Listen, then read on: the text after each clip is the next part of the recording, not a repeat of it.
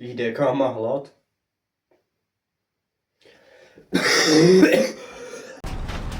O kurwa rakieta! Spierdalać! Kurwa! Warfel draga! Proč má paní učitelka žere mého spolužáka? Co je to za sračku? Co se stane, když namočíš rohlík do peroxidu vodíku a sníš ho? Já nevím už. To si nejsem přesně jistý. Dej mi chvilku.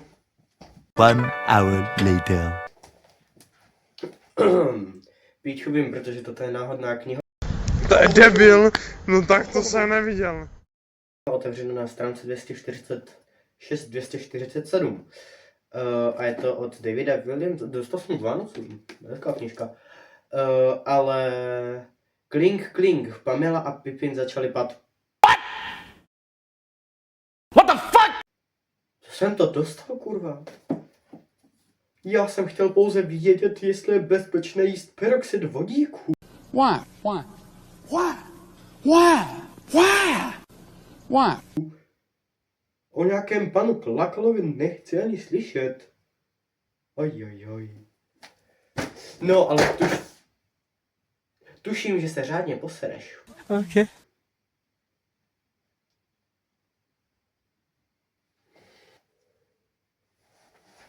Změníš někdy profilovku na tom kanále?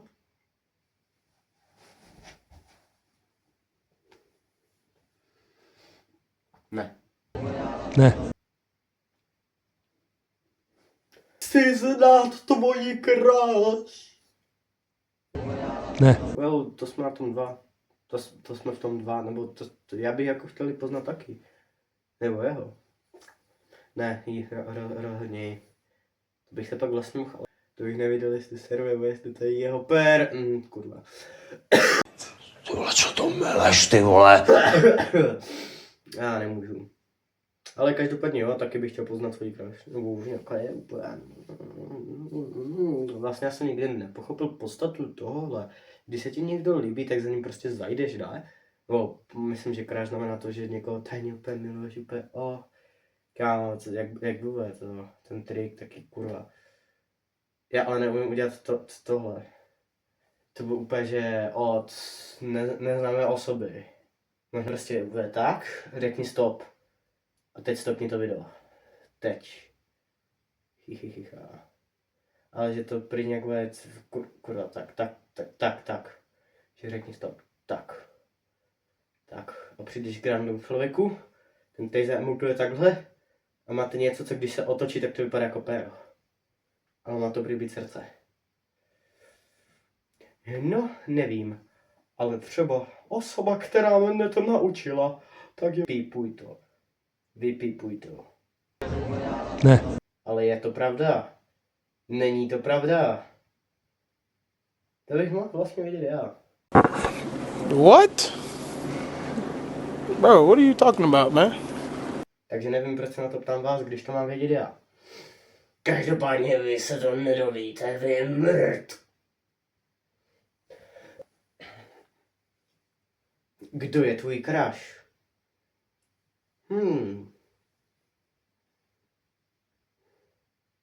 Takou právě sníš, kdo ví, komu náležíš, kdo ví.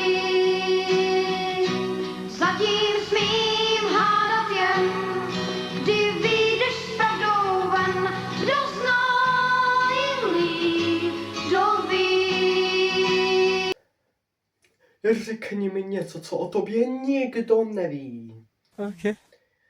To bude těžký, protože já vlastně, když něco tak... Sbírám Pokémon, to bylo hodně lidí vlastně. Ne. Co tak o mě vlastně nikdo neví.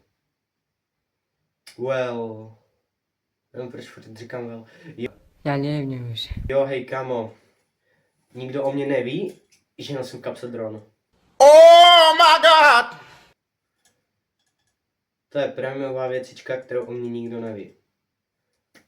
Váž si toho. Snad ti to v životě pomůže. Mám opar na držce, takže pokud někde uvidíte můj dron, tak ho nelíbíte. Okay.